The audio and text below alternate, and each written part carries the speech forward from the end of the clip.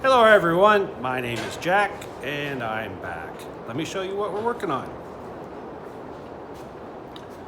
So I made this custom grill. It consists of, what is this, 1.5 by 1/8 inch thick, flat bar, and then also 1.5 by 3/4 by 1 inch. They call it trim channel. I would call it C channel, whatever you want to call it.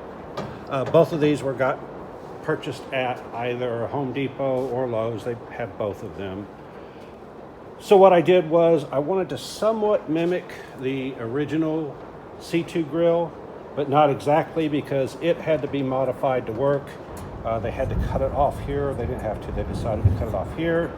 And then it has an opening here for where the original bumper brackets, it has a chrome bumper on the factory one, came through. Well, I don't want that opening right there because I don't have a bumper. And if you look at this, they didn't do the greatest job of trimming these, but of course I could. The other thing is the mounting doesn't work because I don't have the factory pieces that each of these brackets bolt to. Let's see, what else was it? Oh, and to buy one of these as a reproduction is $500. So I couldn't justify spending $500 for something I was just going to have to hack up. And even after I hacked it up, it would still have these openings here that I didn't want. So instead, I decided to make my own. So what I did was I got these pieces. These were 96 inches. Unfortunately, this is over half the length of it, so I had to buy separate ones for each of these. Ideally, it would have been nice if I could have made each slat out, 2 slats out of one of these. Not possible. So I have a whole bunch of these shorter pieces of aluminum for some future project.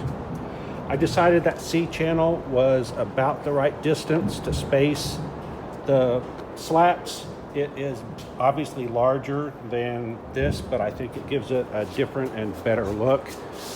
I don't know that it would look any better with the narrow ones. Might try that at some future date, but not today.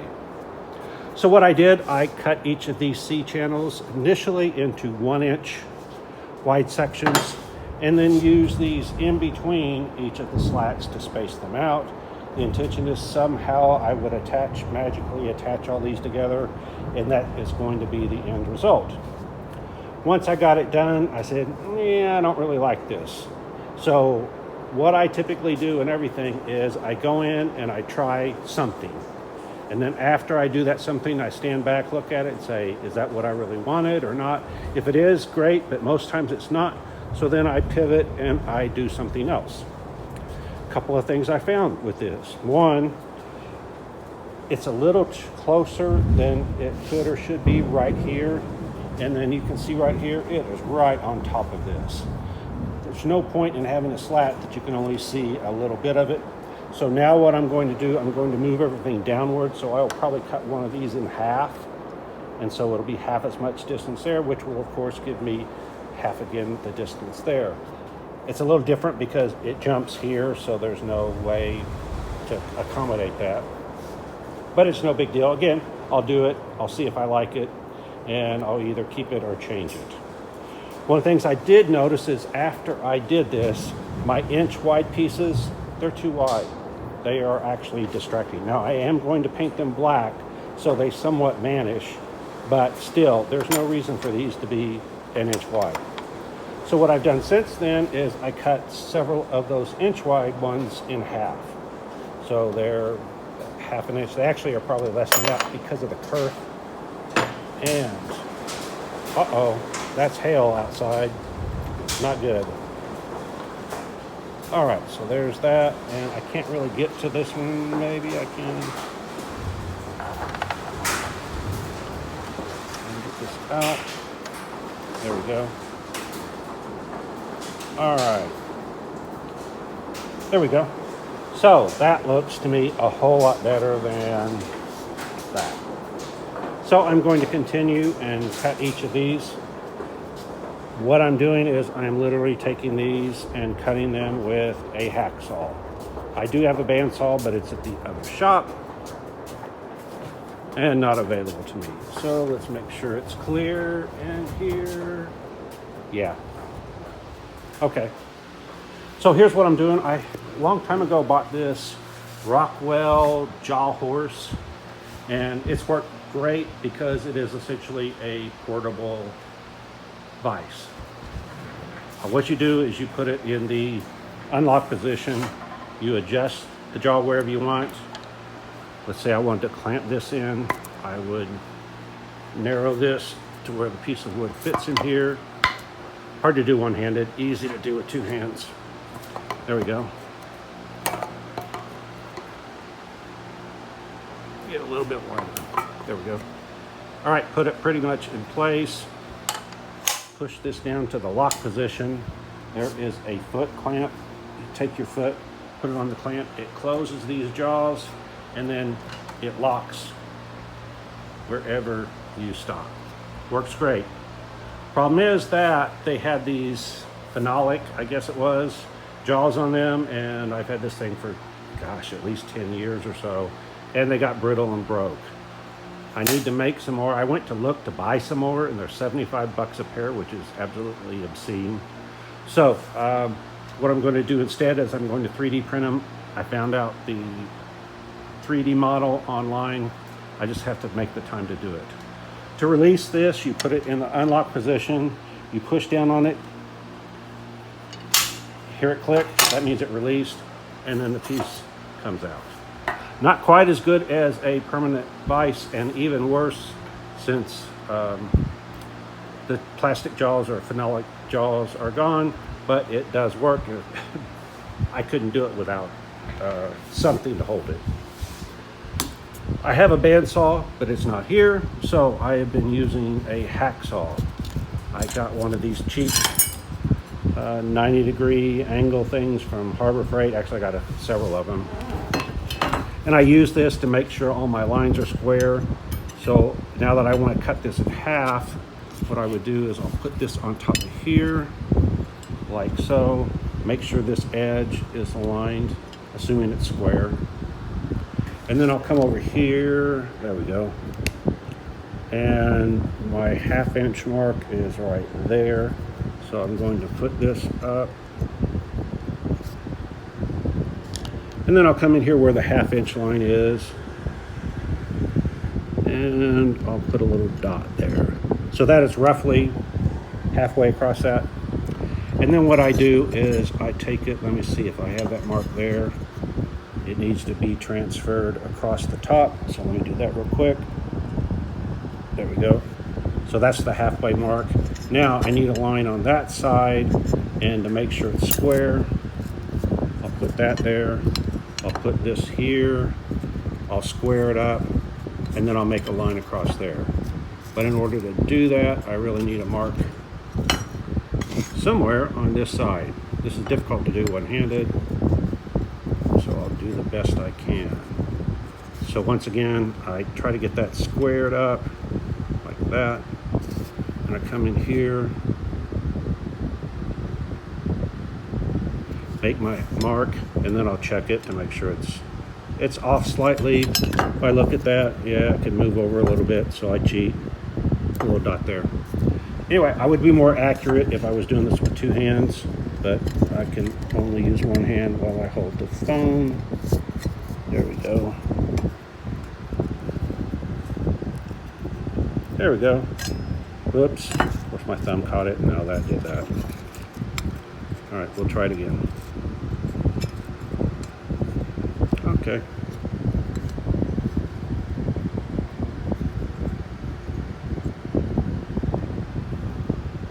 There we go. All right, now I come in here. I'm going to mark this. There we go. All right. So I have that marked. Now what I'll do is bring this in here, square it up.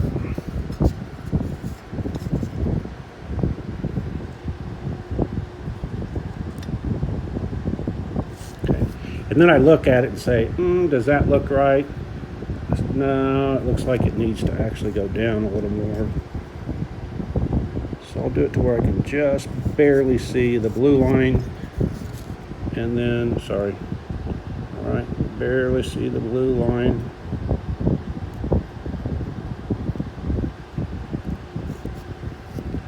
And And you can see it's not square. This needs to go down a little bit. There we go. All right. So in hindsight, what I should have done was got another one of these blocks and put it over here to lift this up. And that would make it so much easier if that was square instead of slanting. I don't have anything around here, but you get the idea. So let me go ahead and make the mark. It won't be 100% accurate, but it'll let you know what I'm going to do.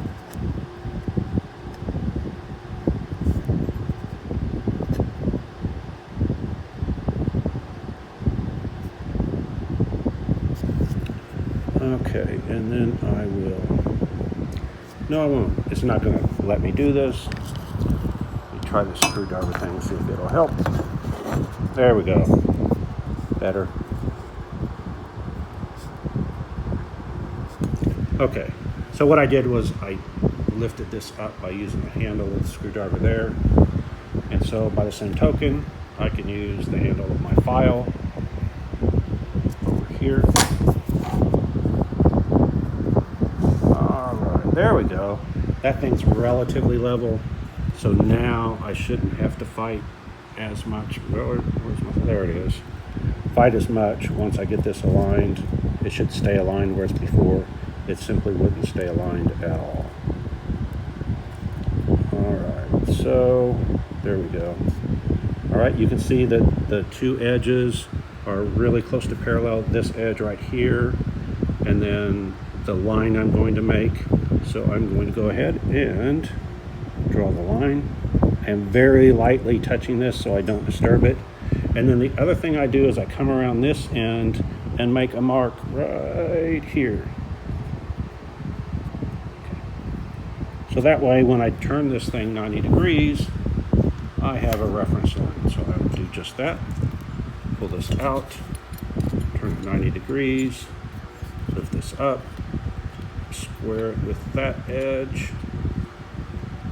A little more, there we go, whoops. Again, hard to do one-handed. Okay, so then I look at this and once again, there's my mark. That top edge is pretty close to square. Pull it out a little bit.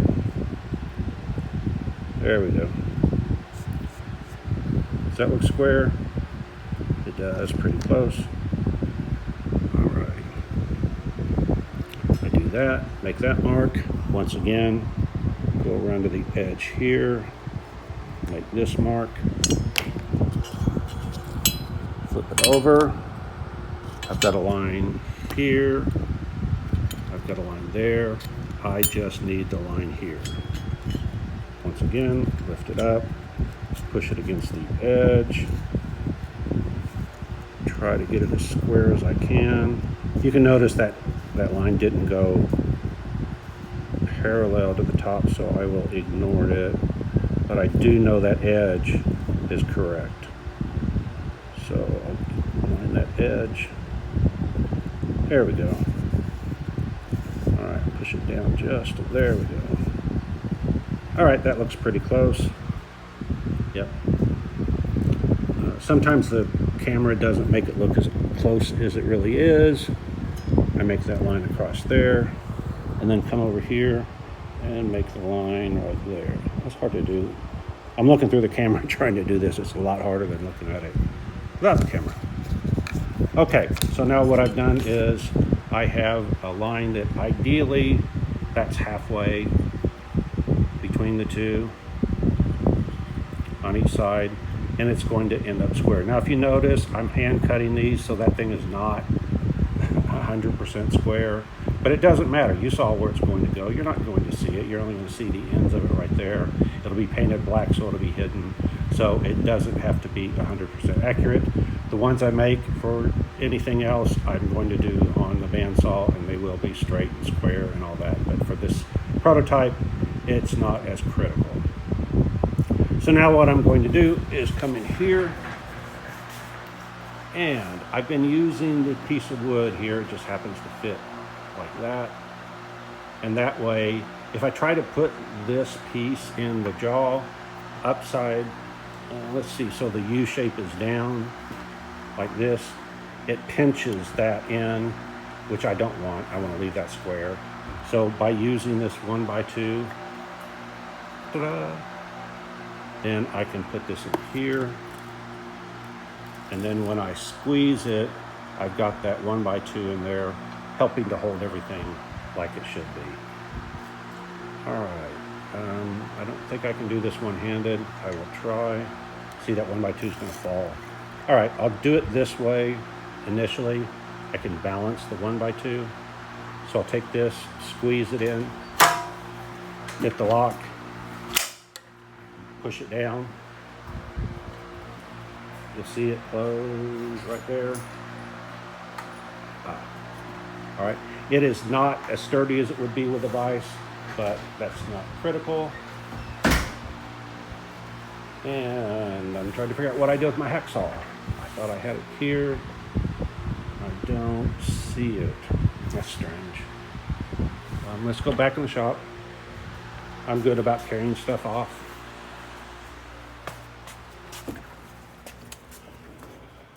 Let's see if the hacksaw's here.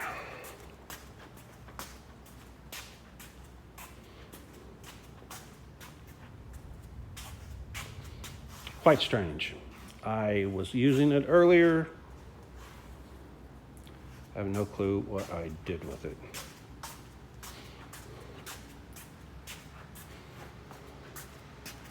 I need to get one of those devices that tracks things. Unfortunately, I would need a tracker for every tool I have.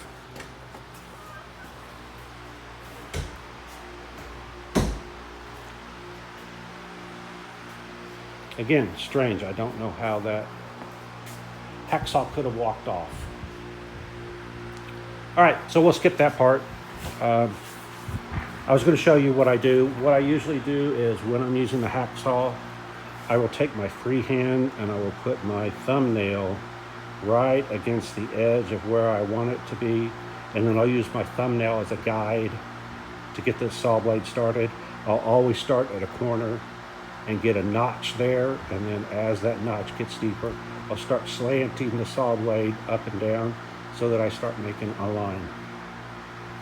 Now previously I had started cutting straight down, and what happened, and then I couldn't get all the way through because this piece of wood's in the way. You can see where I cut it right there. So then I flip it over and cut from the other side, and of course the two didn't meet in the middle exactly. So instead what I have been doing is cutting along this edge, because I want this edge to be as straight as possible, and I want that back edge to be as straight as possible, and then this will just connect the two. So I was cutting this in the U shape. Now I'm cutting each edge. It's a little slower because you're cutting the entire width of the material instead of just the 1/8 inch thickness, but it ends up with a nicer piece. So let's go back again to the shop. And so each one of those makes two pieces.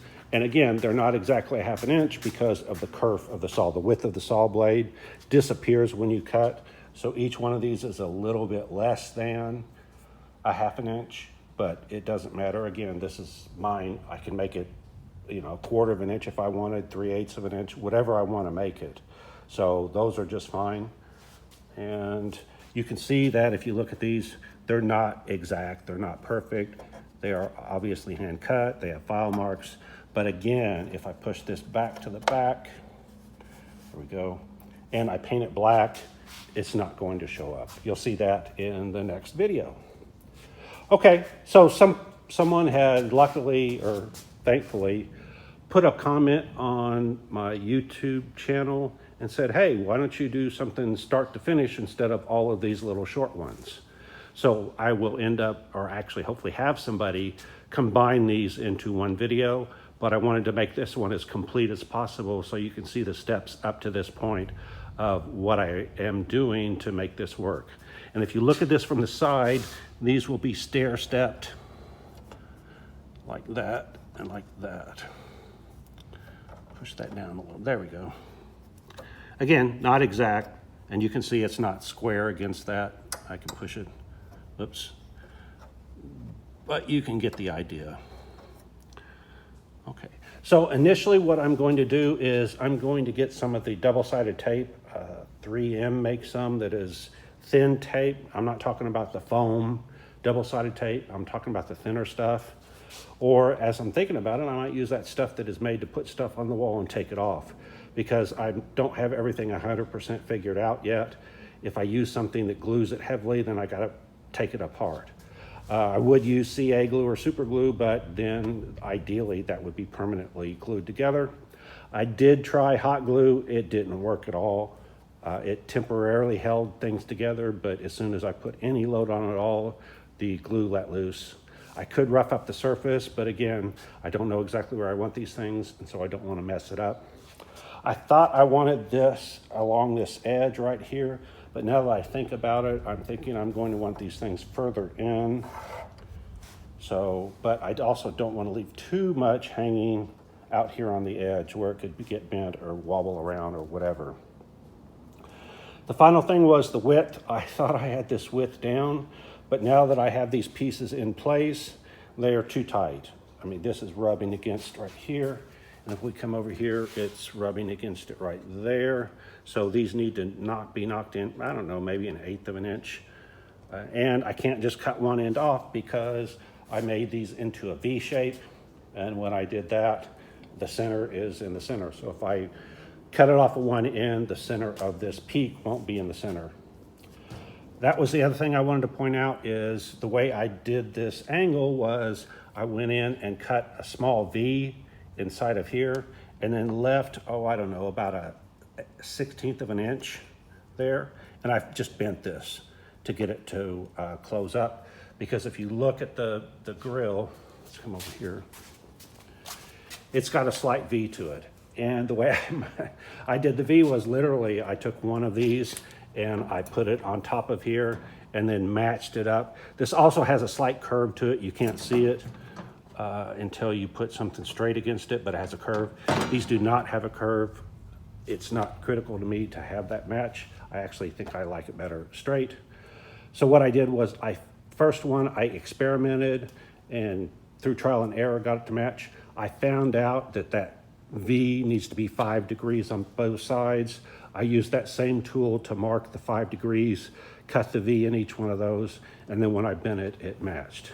If it didn't match, in several cases, I didn't quite get it 5 degrees. So then what I did was I pinched it together, went back in and cut it with a saw, made another curve, and with each curve, it added, I don't know, 1/2 degree or so. So it took a couple tries, but anyway, all of those are as close as I can get them to the angle of this. All right, that's all I've got. Go ahead, like, subscribe, hit the alert, hit the thanks, and if you don't like what I'm doing, you don't know Jack. Bye.